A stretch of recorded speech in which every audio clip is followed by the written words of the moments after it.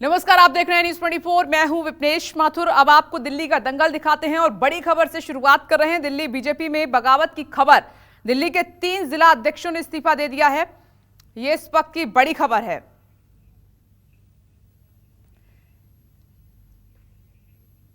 यह खबर हम बाद में आपको बताएंगे, लेकिन इस वक्त की जो बड़ी खबर है, दिल्ली एमसीडी चुनाव के लिए नामांकन खत्म हो गया है।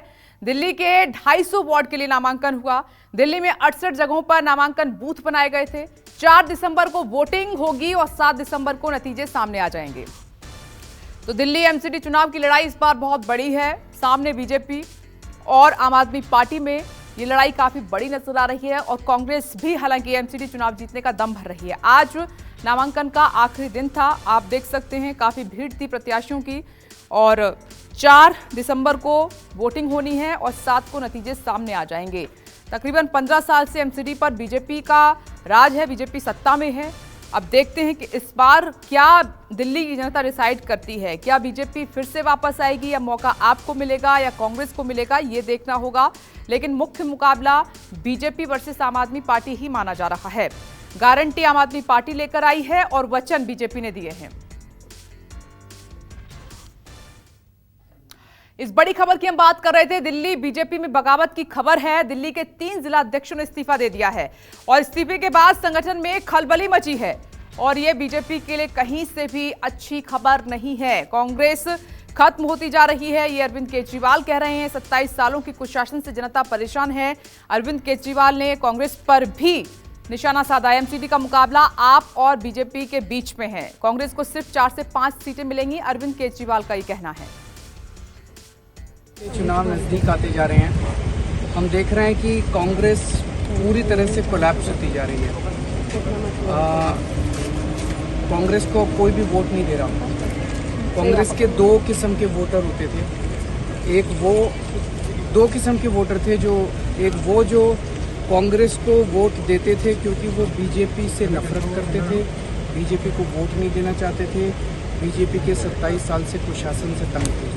बीजेपी से हटके आम आदमी पार्टी को वोट दे रहा है और कांग्रेस का भी सारा वोट आम आदमी पार्टी की तरफ शिफ्ट कर रहा है और 27 साल के कुशासन की वजह से जो लोग तंग आ गए हैं वो आम आदमी पार्टी को वोट दे रहे हैं। तो मेरा अपना अनुमान है कि कांग्रेस का वोट शेयर 13% से भी नीचे जाएगा और उनकी मुझे लगता है कि 4 या 5 सीट आएंगी।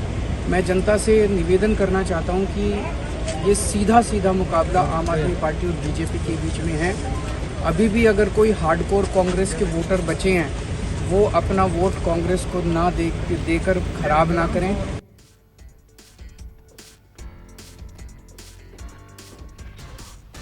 आम आदमी पार्टी ने दावा किया है दिल्ली बीजेपी में बगावत शुरू हो गई है। दिल्ली के 3 जिला अध्यक्षों ने इस्तीफा दे दिया। इस्तीफे के बाद संगठन में खलबली मची हुई है, यह आम आदमी पार्टी की तरफ से कहा जा रहा है।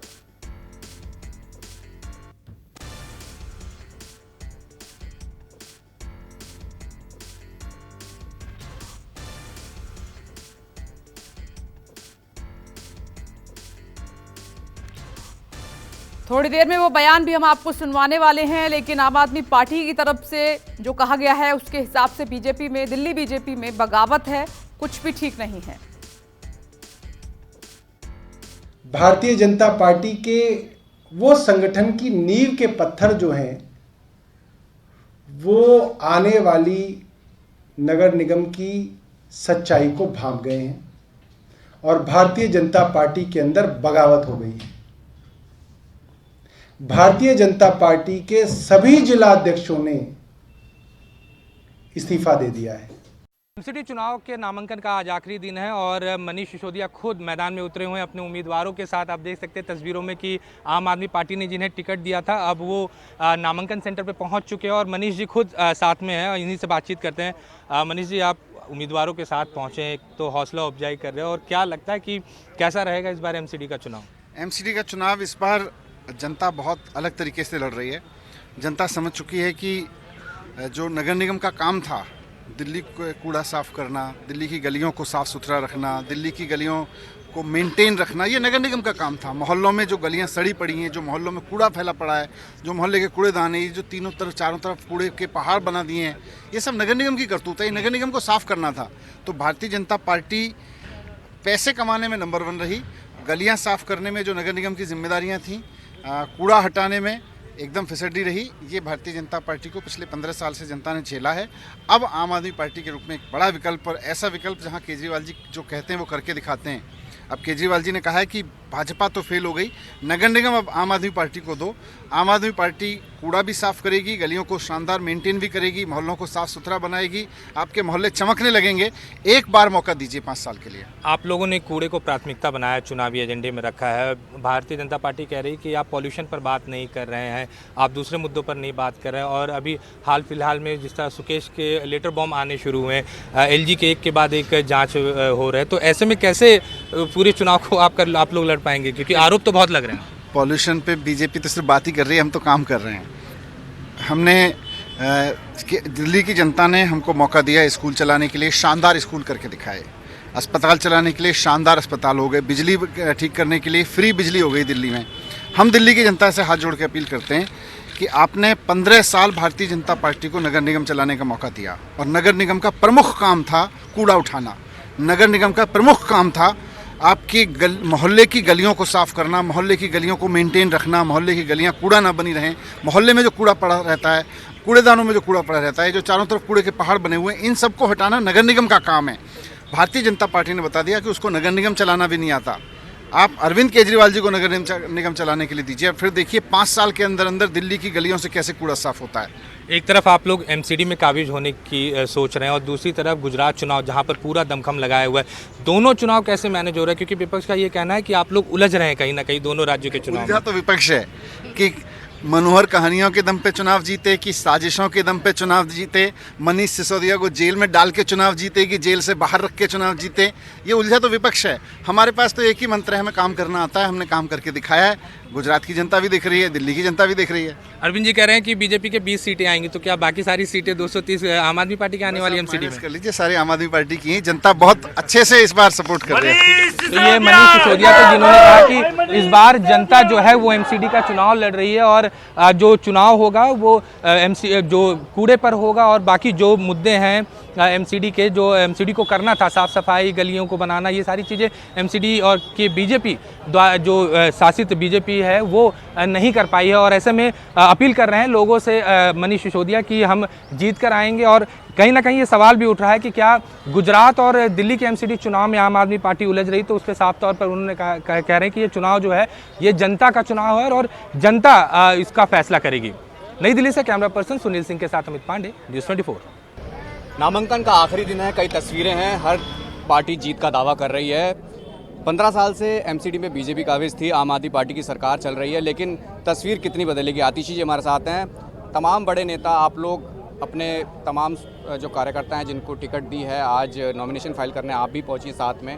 क्या लग रहा है कि बदलाव होगा, क्योंकि कूड़े की राजनीति हो रही है, कांग्रेस भी अपना दावा कर रही है, हालांकि वो वजूद में नहीं है, लेकिन टक्कर सीधी सीधी किस तरीके से देख रहे हैं? देखिए, टक्कर तो बहुत सीधी है। टक्कर है दिल्ली की जनता में और भारतीय जनता पार्टी के बीच में। दिल्ली की जनता चाहती है सफाई हो, भारतीय जनता पार्टी ने 15 साल से सफाई करी नहीं है, तो इसलिए अब आम आदमी पार्टी इस बार चुनाव नहीं लड़ रही है, दिल्ली की जनता चुनाव लड़ रही है। दिल्ली की जनता बदलाव चाहती है, दिल्ली की जनता ने मन बना लिया है कि इस बार MCD में भी केजरीवाल को लेकर आना है। परिसीमन के बाद क्या तस्वीर लग रहा है?